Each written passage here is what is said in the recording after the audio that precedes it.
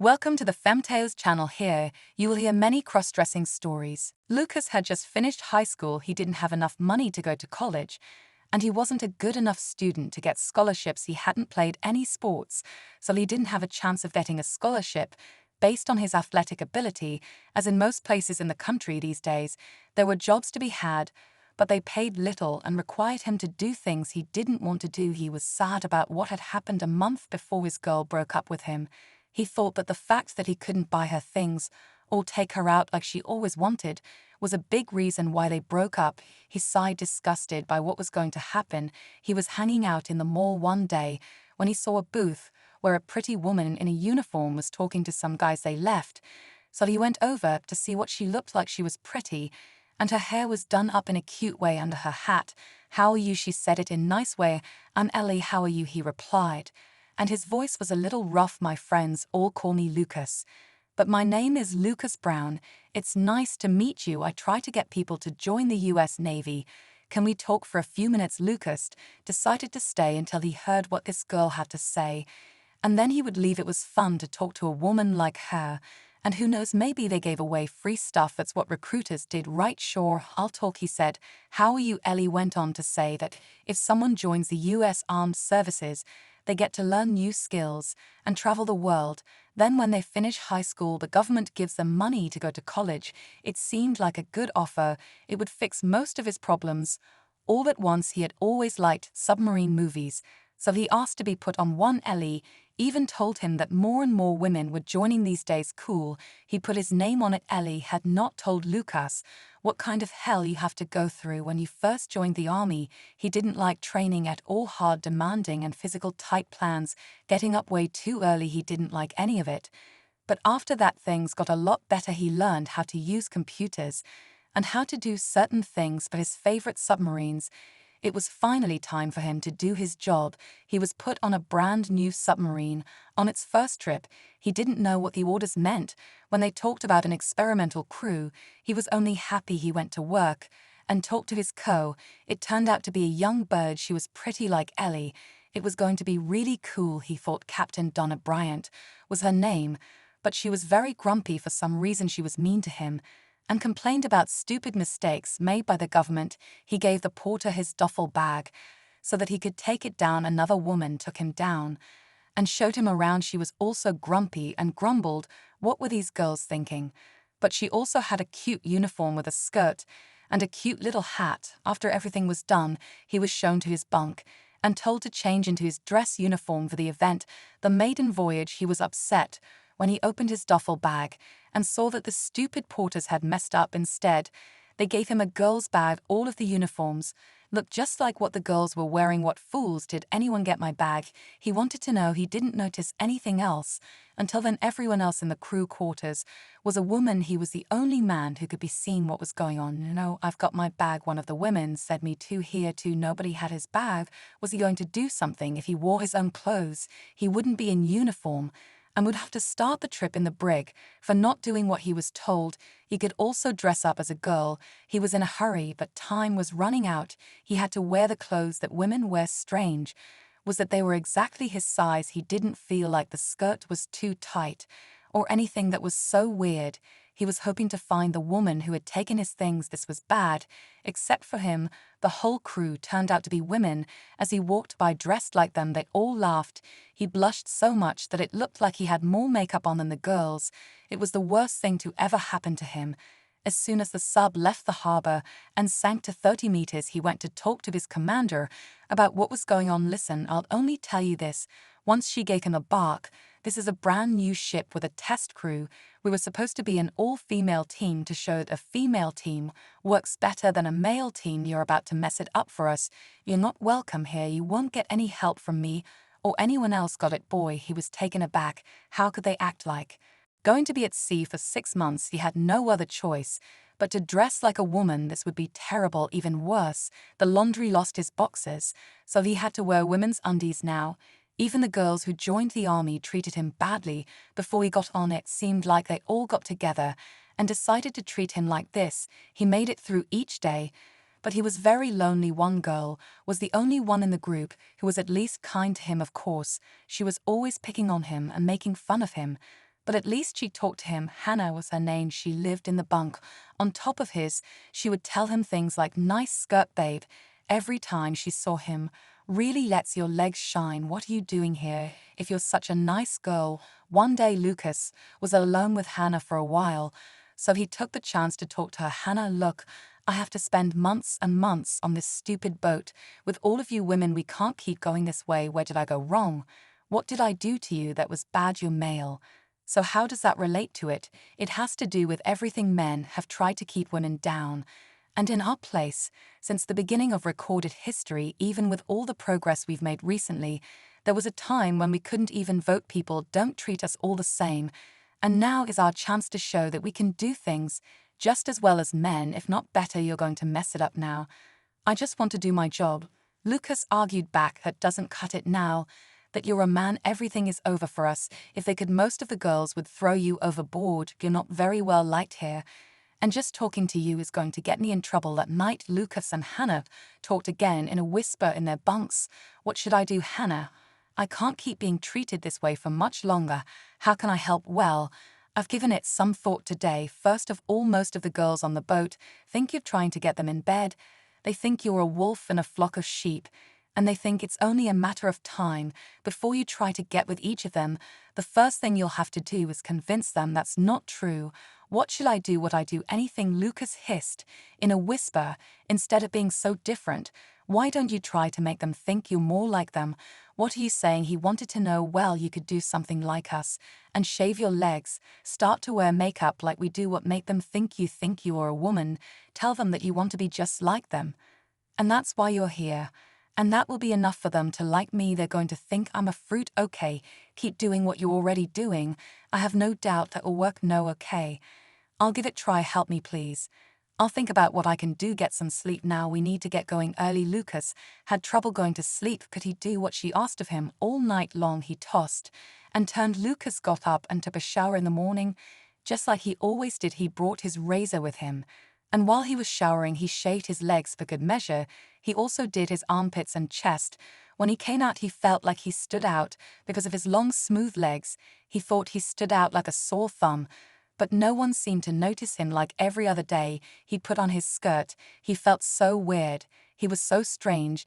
They would make fun of him. He went to the sink to clean his teeth. He blushed. But as usual, none of the other girls even seemed to notice him. Hannah, on the other hand, smiled and looked him over. "Looking good, babe. I see you made some changes. And just like you told me," he said.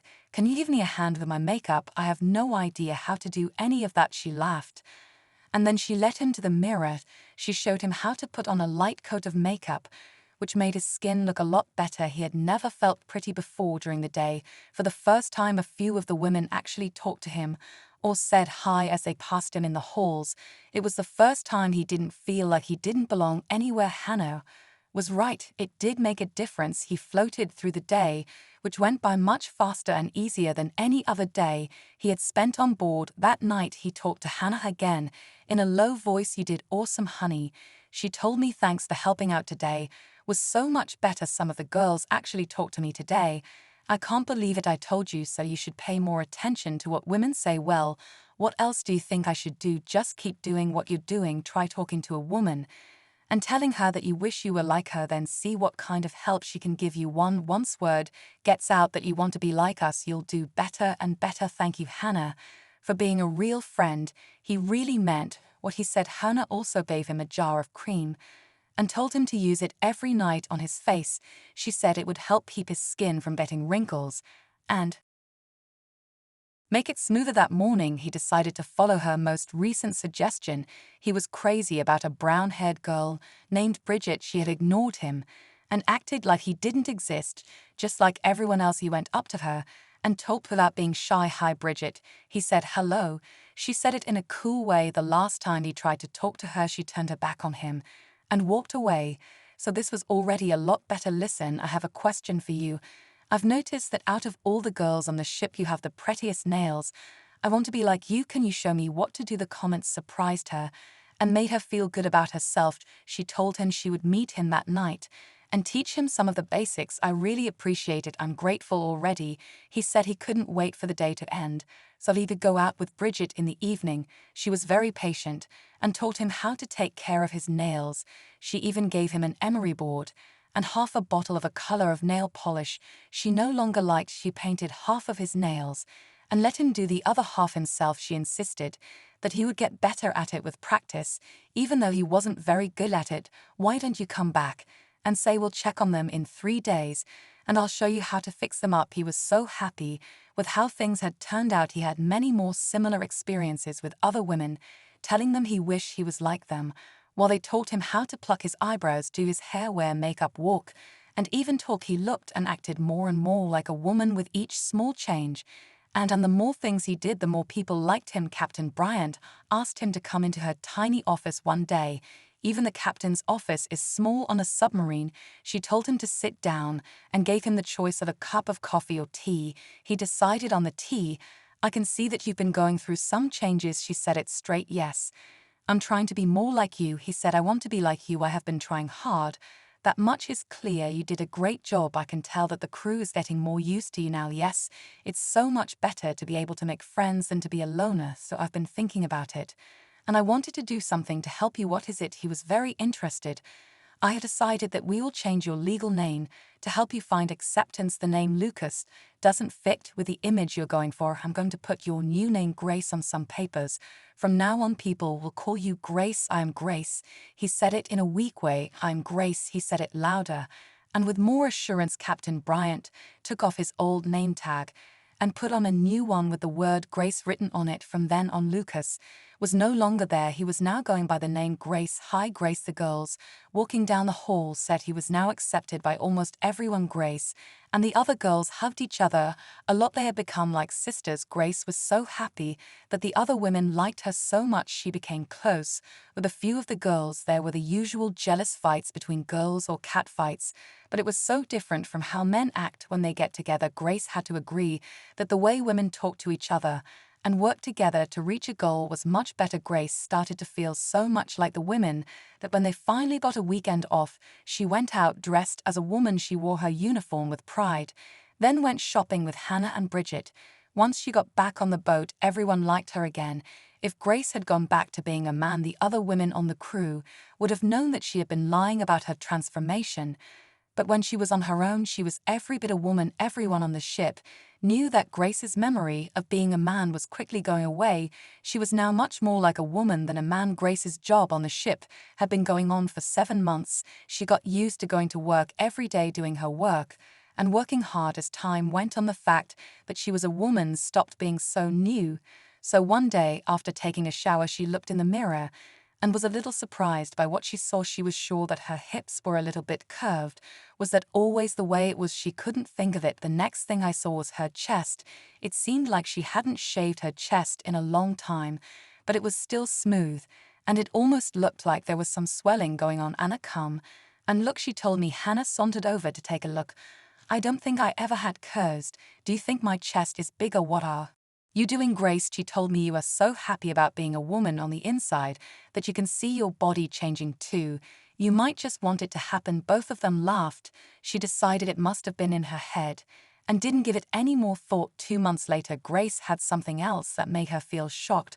When she went to put on her clothes one morning, they didn't seem to fit her anymore. She looked at her weight, but it wasn't much different. The waist was way too big, but the hips were fine. It looked like her waist got smaller, but her bust got bigger. This time she had curves, and there was no denying it. This made her laugh, but it also scared her. How did she get so round? She was getting the body of a woman that she wanted. How could it be true? Though Grace made an appointment to see the ship doctor, she went in and sat down so she could be checked out. The doctor brought and poked and also took blood samples and did other tests. I'll need to do some blood tests, but I think I can figure out what's wrong. Your hormones are out of whack.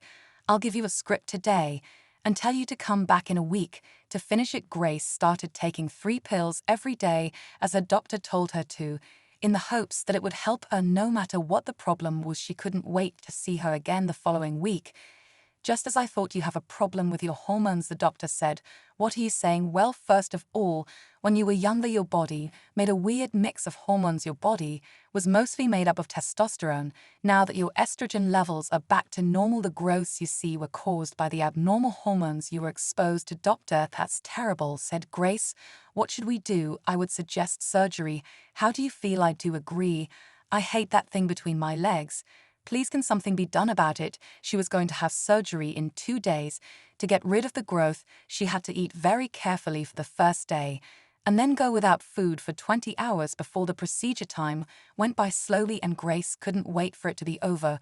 When Grace had her last operation 2 months later, she was finally finished. She felt and looked like a woman now. In fact, she was very girly and avoided anything that was even a little bit male. The tour of duty was coming to an end, and Grace and Hannah planned to spend their time off going back to Oregon.